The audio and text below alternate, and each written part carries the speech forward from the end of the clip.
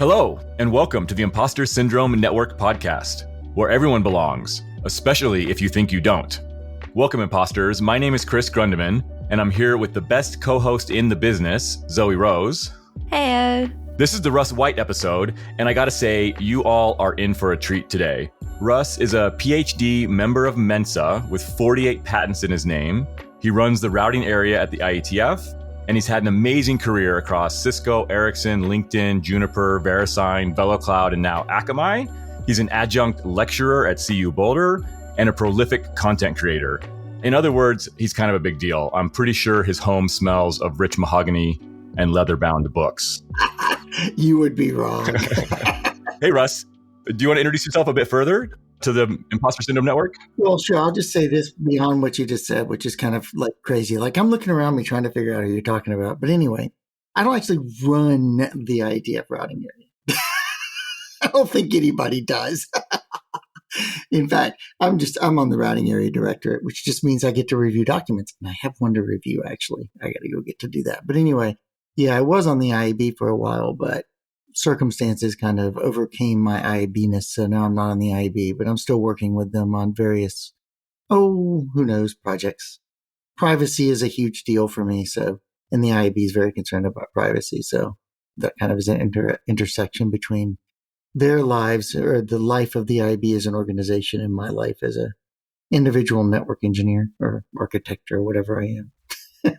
Awesome. Well, and we definitely have a lot of ground to cover today. I think you've done a ton of stuff over the course of your career. We recently spoke to Peter Jones, who's doing standards work more on the IEEE side and that kind of thing. So it might be interesting to kind of compare that to the IETF a little bit. And we're definitely going to run out of time before we hit all the topics we would like to cover with you. And we can do two parts. Yeah, we could do that. But despite all of that, I want to start somewhat outside of technology in the magical realm of Narnia. Because when I was a child, I enjoyed the Chronicles of Narnia with my mother. She first read them to me, and then I read them myself. And I know there's a little bit of that world and those stories that I'm always going to carry it with me. I understand that you, too, are a friend of Aslan. And I'd like to start today by asking you to tell us what that means to you. Who the heck is Aslan? Maybe how all of the above affects the way you approach your work and your career. So I wasn't raised in that world by and large. But when I was in the U.S. Air Force, and actually before that to some degree, I did some soul searching and some searching and went through a lot of different phases in my life. And, I've read all the works of C.S. Lewis at least once. I didn't actually start with the Chronicles of Narnia. I actually started with The Abolition of Man, for those of you who are curious, which is still one of my favorite books by him. And another one of my favorites, by the way, is Till We Have Faces. That's probably, I love Till We Have Faces, but that's another one. What really captured my imagination was over a weekend in the U.S. Air Force when I was doing nothing else. I mean, whatever that means. I read the entire Hobbit series starting on Friday night and ending on Sunday afternoon, all 4 books. Oh, wow. And that's a marathon. Nigh into 50-something hours. And so, that really started me thinking about a lot of things. And then I didn't really do a whole lot with it until I had my first child. And when I had my first child, I was like, okay, this is either real or it's not. And I either need to be serious about this or I don't, one or the other. I've got this child that I'm responsible for now and I've got to do something about it. And so I dug into it pretty deep. And amazingly, I met this guy, Doug Bookman, who's still a really good friend of mine. And he kind of twisted my arm and asked me if I would be interested in getting a theology degree. And so I went to Shepherd's Theological Seminary and got a master's, my second master's at the time. And then halfway through the master's, I was going to do a 4-year master's degree, which is called an MDiv. For those of you who are familiar with that world, it's a master's of divinity. I was struggling with the languages because, frankly, that's one of my downfalls. I stink at languages, just to be honest with you. I'm very bad at memorizing lists of words. And so I'm very horrible with Greek and Hebrew.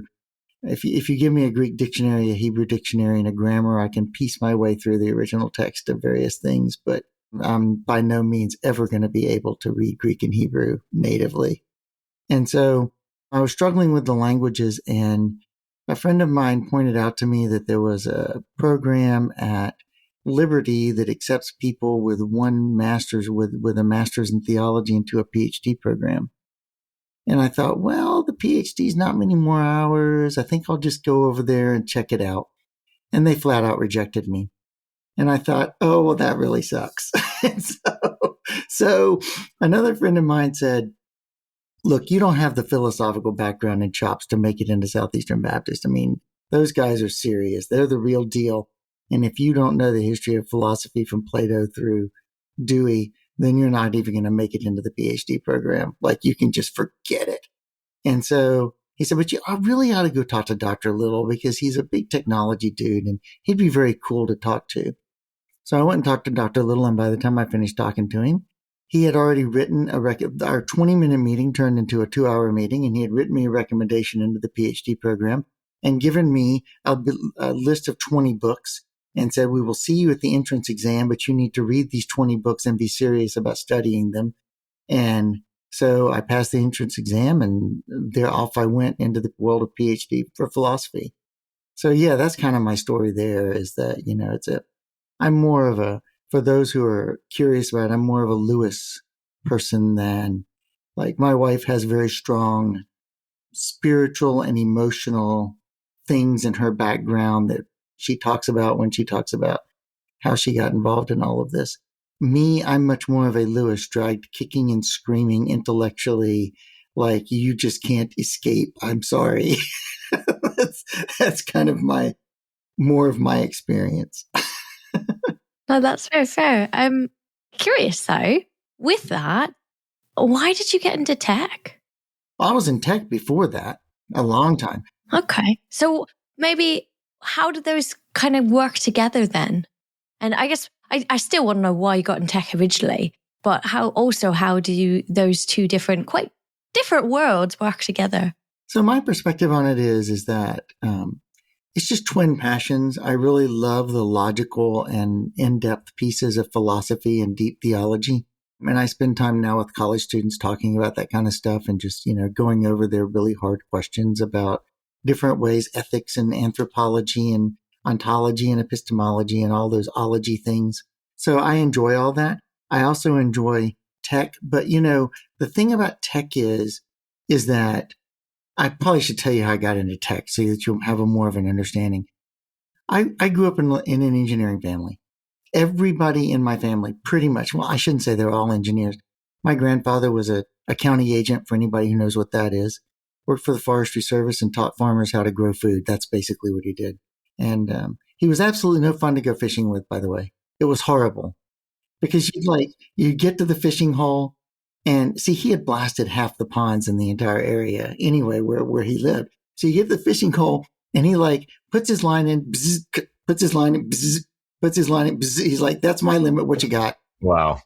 And you're like, what are you doing? I can't catch a fish to save my life. And he's already caught his entire limit, And it's like, what the heck? That's so mean. But anyway, but everybody else in my family is pretty much engineering in some way or another. And so even as a young kid, I learned Morse code and I learned how to tear down tube type radios when I was 8 or 9. I was climbing 90-foot radio towers and hanging inverted V and Yagi antennas by the time I was 13 or 14. And so I had an amateur radio license when I was 12. I passed my first amateur radio license, passed tech when I was 13 or 14. I was doing field days. So, I've been doing electronics my entire life. But when I went into the Air Force, it was largely electronics. But there came this point when we were doing what are called tech orders on VORs and TAC-ins and other things. And we were basically replacing all the tube type stuff with digital stuff. And it went from the point of where I'd walk into the shelter with a multimeter and an oscilloscope and like a near field monitor. And I would actually climb the tower and do the work and figure out what was wrong to there was a little console there. And you type in run diagnostics. And it says, go to supply point A14, withdraw the card you find on that supply point and replace it. And you're like, okay, this is not fun anymore.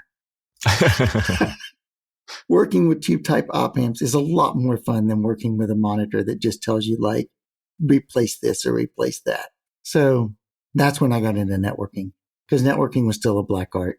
And it was a lot more fun. And it still is. That's part of the reason I still like it, is because it's not like I can tell somebody, do this and it will always work. That's just not the way things work in our world. And by the way, going back to the point of the podcast, that's part of what makes you feel an imposter, right? Nobody is an imposter in a shelter with a computer monitor and a diagnostics thing that tells you what to replace, right? Because you're not doing the thinking. If you have to do the thinking, you're going to feel like an imposter. That's just, oh, well, get over it. So I think it might be worth fast forwarding a little bit. And, it would be interesting to talk about, we talked a little bit about kind of your work in the directorate for the routing area at the IETF. And as I mentioned, we kind of recently talked to somebody who works within the IEEE and some other, standards bodies like that. I wonder if maybe you could, paint us a picture of, what the IETF even is, how it operates, and then what your role there is, kind of how you, and maybe even like how you get involved in that. If somebody was interested in that work, where do they start? How do they get into that? Maybe that's a lot, but I'll let you riff on it. Sure. So I got involved in the IETF at first because Alvaro Ratana drugged me kicking and screaming into the IETF. But most things in my life, by the way, I have not done because I'm like dying to do it. Most things in my life, I have been like, we need this done. And I'm like, oh, I guess I'll go do that. Oh, okay, I'll try it. What's the worst that'll happen? I'll fall off a horse and die or something. I don't know. So like, whatever. It's how I got into writing. It's how I got into podcasting. It's everything. It's always been that way in my life.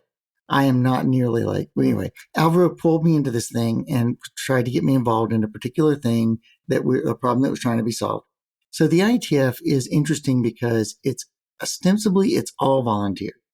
There's nobody there who is speaking for their company. If you read the IETF website and you read the note well at the beginning of every working group session, it says, you are speaking for yourself. You are not speaking for your company. Do not speak for your company. Speak for yourself. Now, the reality is, however, most people are paid to go to the IETF. They eat some part of the percentage of their job, and their company pays for their travel. So there are still kind of political things that go on in the background. So outwardly, it's not political. Outwardly, it's all about the technology. Behind the scenes, there is politics. Behind the scenes, there are vote trading and everything else that goes on. Not that we have votes in the IETF, by the way. That's not the way things work. Everything is done on rough consensus. There's hum trading. Yes, hum trading. But it's not really so much hum trading as it is, all right, there's two types of horse trading that can go on. The first is, you help me get this document into last call, and I'll help you get your document into last call, right? When you're not competing. The other is, okay, we're competing, so what often happens is that people will either decide on one solution or the other, or if both organizations supporting the two drafts have a lot of technical dollars sunk, they've already implemented and they have customers deploying, what they will do is they'll say, okay, we'll come up with a clever way so that both are in the standard. And then we'll find some way to make them interoperate. Or maybe not. That really depends. Yeah. Sometimes it works. I know that sounds terrible. But sometimes sometimes the interoperability is more, yeah, we interoperate, wink, wink. Good luck with that. Or we interoperate on these 3 things. Now, the actual features you want are about 25 things, but we interoperate on these 3. So we can claim interoperability. So there's some of that goes on as well. But it's largely a volunteer organization with a lot of different personalities and a lot of different concerns. Some of us are very concerned about privacy. Others are very much like, well, whatever. Or, yeah, we love privacy, but it's going to destroy network monitoring, or it's going to destroy our ability to do to make money. So we're just not going to deal with it, give lip service to it, or whatever you want to say. It's like any other organization. You have all sorts of positives, negatives, people with different viewpoints and working in different ways and stuff. But they are all largely brilliant people in their own domain. Just don't think that because someone is brilliant in one domain, that means they're actually wise or brilliant in all domains. It's like the actor who gets up in front of Congress and says, how much stuff do you know about farming? Well, I played a farmer once in a movie. Yeah, that's good. Yeah, okay. Let's move along now. Can we find a real farmer, please? It's just like, whatever. So yeah, just, a lot of people come in the IETF and they're like, ooh, odd because, so-and-so is there and they're brilliant and they designed this and whatever. And they're all, first of all, you have to understand they all feel like imposters too, frankly. And second of all, you have to realize just because they're brilliant and they designed X protocol doesn't mean that they're brilliant in life or they're brilliant in areas that are outside of their actual area of expertise. They have areas of expertise and we all do. And, that's just the way it works. The saying is never meet your heroes. I think sometimes it's not because it's necessarily negative, but then you realize, oh, you put them on this pedestal, but they're actually a human being. Yeah, that's right. That's right. The guy who invented DNS and the first person who implemented it still stand around and discuss where to go to dinner for 10 or 15 minutes before they actually go. I don't know what to say. One still likes sushi and the other still likes steak or whatever it is. It's just, they're just people. So I don't know. One thing that stood out to me is you mentioned a few people here and there that recommended you do this or recommended you to do that. And then obviously for your PhD, you saw another person that then, I suppose you could call them a sponsor because they did write your recommendation. That's what it is. It's called a major professor, and you have to have a major professor sponsor you into the program before you can. Oh, okay. So I'm just curious, is mentoring a big part of kind of your journey in your career? Or is it more you met people that happened to give you really good advice at the time? I would say that it's a little bit of both. I do not have a lot of mentors that are long-term. A few. Not so much in the technology world. I have I have a few people like Alvaro Ratana who mentored me at first, who then became more of a peer, and we just talk as, people now, and we go back and forth. I have others who mentored me, like when I was in the Air Force, more about personal stuff. Like TJ took me in hand, who was a master sergeant in the Air Force, in my shop and kind of said, Russ, you're brilliant, but you have no self-discipline. And we're got to fix that to make things actually work for you. And so there are people like that. And I haven't talked to TJ and since I left the Air Force or even a long, long time. It's been 30 or 40 years, whatever it is now. And so there are other people like Doug Bookman who are still in my life, who I banter back and forth about theology and philosophy and stuff like that. But he was a very strong mentor in the very beginning. So mentoring is to me a thing that comes and goes in my life. And as far as doing mentoring, I would like to do more of it, except there's this time problem. I always run into walls with time.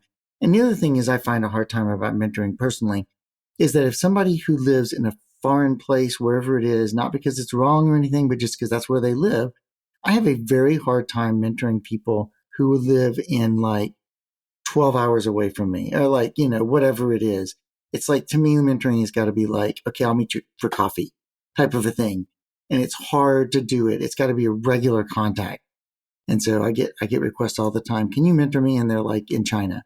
Well, okay. It's not that I don't want to mentor you, but I don't even know how to do that.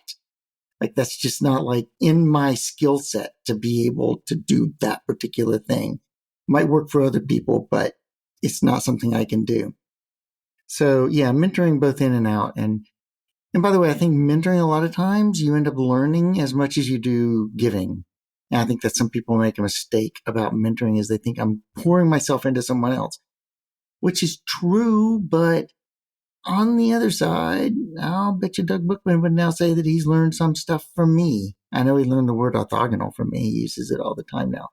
So, I mean, there are things that, you got to go into mentoring thinking that it's not just a one-way street. It's not just I'm going to absorb stuff from this person, but what am I going to bring to the table as well? Yeah, it has to be mutual. That makes a lot of sense. There's a give and take there. That's also true of teamwork and collaboration more generally, I think. I'm curious, obviously you've had a pretty long career, pretty successful career at this point, worked across a number of companies, both, either in there as an employee, distinguished engineer, architect, et cetera, or as an advisor. I wonder if you could kind of think back and maybe describe to us the best team that you've been a part of. Goodness. Okay. That's really hard, actually, because I've been a member of many, many good teams. Well, you can just pick one then. Okay. Yeah.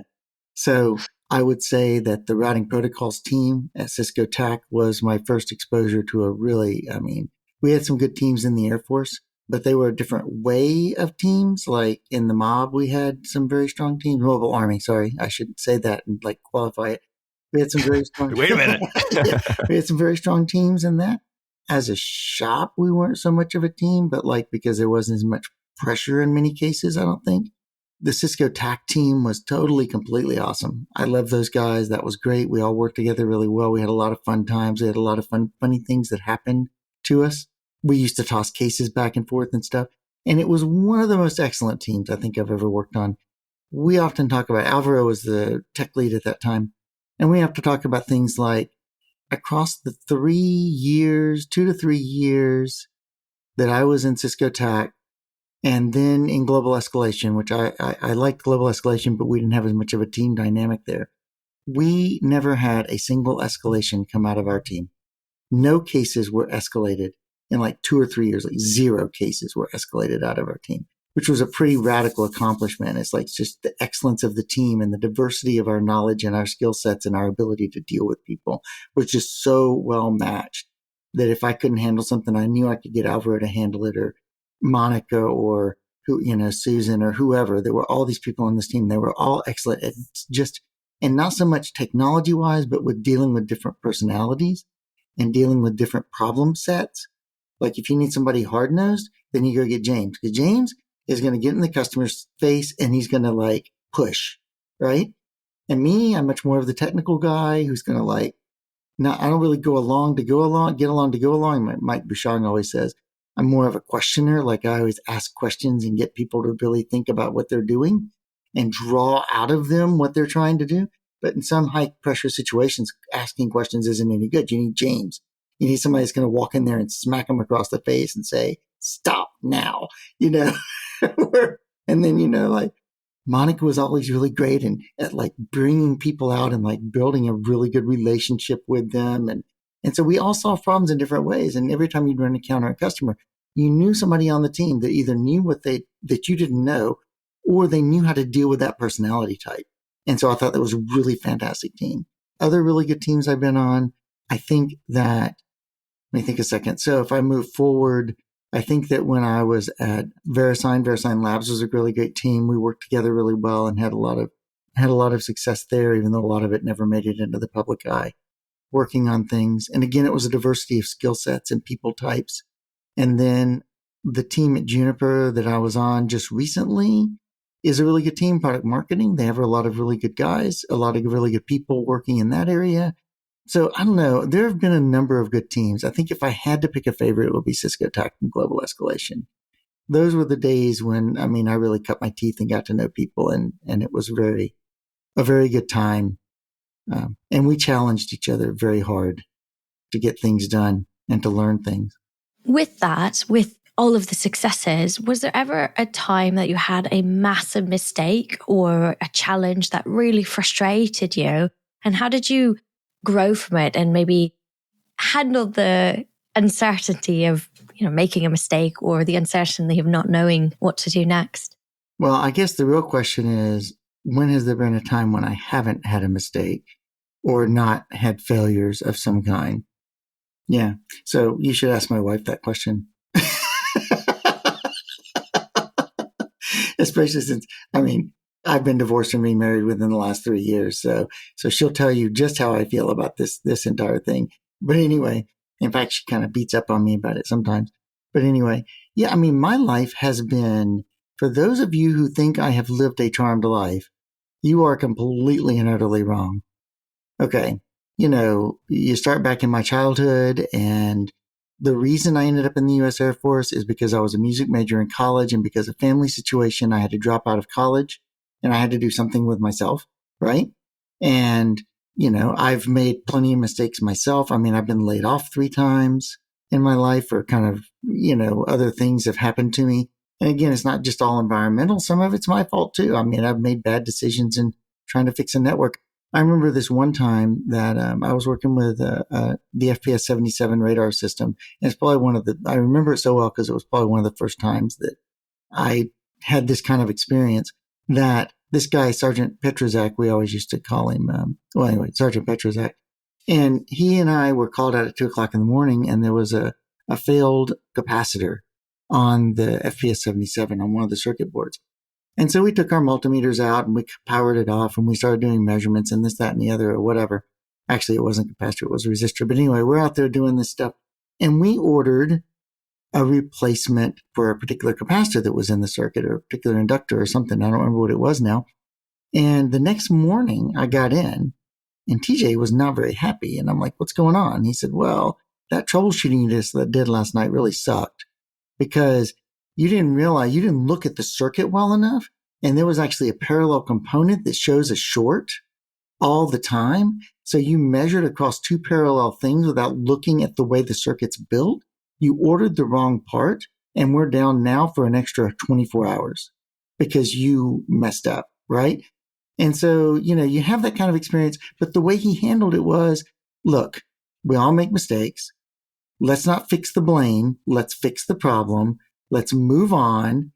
They'll deal without the radar for another 24 hours. We can apologize to them. We can fix it, whatever. And, there have been other times when mistakes in the same piece of equipment were rather funny.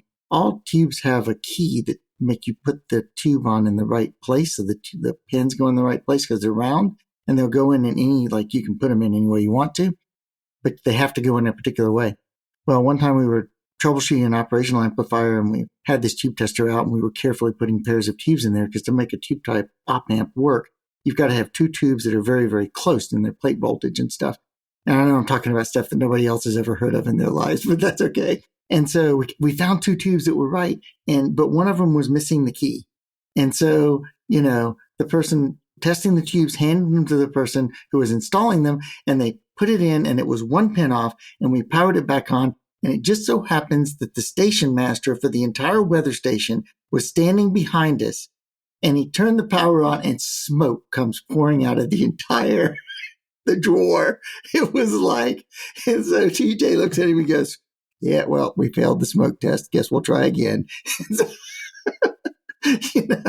So, I think there's an importance in learning to be humorous about it and just yeah, we all make mistakes. It is what it is. Go fix it. And I think the first time I encountered that was in the Air Force with TJ. And after that, I've kind of picked up that whole attitude myself of just don't blame people. They make mistakes. Make it better next time. Find a way. It's not just their fault. It's the situation they're in sometimes. You've got to make the situation better. You've got to work within the way people really are and just accept it is. It is what it is. They make mistakes, whatever. So yeah, I've had a lot of letdowns in my life. Now, personally, how I deal with it is I've always, which is hard right now in my life, but I've always had a very strong network of people around me outside of work who understand enough about what I do and the pressures I deal with to back me up and to say, you've got to stop thinking about this. Let's go for a hike. You've got to stop. Let's go do this. Let's go do something, or even distract me with I'm totally blown away by something. And they'll say, okay, have you looked at this passage? Can we really talk about that? And they'll make me spend 2 or 3 hours digging into other parts of my life to make me walk away from the problem long enough to be sane. I think if I didn't have that, I would be insane by now, just to be honest. Well, folks, as predicted, we have run clean out of time. Russ, I really can't thank you enough for sharing your story with the Imposter Syndrome Network today. And always, thank you to the imposters out there listening. We know that your time and your attention are the most valuable assets you have, and we very much appreciate you spending them here with us. As you know, our goal is to help as many folks as we can. And so we'd really appreciate it if you share this episode and this podcast with others who might be interested. Friends, colleagues, family members, students. I think you know who needs to hear this. Now, Russ, I am going to sneak one more bit of wisdom in here before we close out, if I can. I know that one of your passions is helping engineers grow. And so, that's also a big part of why we're doing this. I wonder, if you can tell us what the most valuable lesson you've learned so far in your career, or maybe, what that one piece of advice that every aspiring engineer out there should hear. What can we leave the listeners with? Yeah, there's so many again. I think the biggest thing I would say from my career is learn how things work rather than how to make them work. Learn what's in the background and what other people are doing. And see, that's the other problem is that relationships are like the biggest thing. And we just totally ignore relationships. And honestly, I mean, if you don't have friends and you don't have like the work people around you and stuff, then you're just not doing something right. That's totally what everything is about, is your friends and around just having a network of people that you can tap into and help you understand things. I always say you can ask me anything because I may not know the answer, but I know somebody who does. And I think if you don't have that attitude and you don't have those people in your life, then you need to go find them. I love it. That is a great piece of advice for sure. Are there any projects or things that the Imposter Syndrome Network should know about? I know you're working on a book. Is there anything we should highlight that folks should go take a look at in the near future? Yeah, people can just follow me on my normal places, Rule 11, The Hedge, stuff like that. That's all good. And they'll learn about what I'm working on. I am working on a book for Pearson, but it's high school level. I don't know how many of your peeps will be interested unless they want to listen to me talk about weird ways of thinking about how routing works. Yeah. Cool. Well, we'll link to Rule 11 and your Twitter and your LinkedIn and stuff. So folks want to kind of follow you and reach out, they can. And with that, we'll be back next week.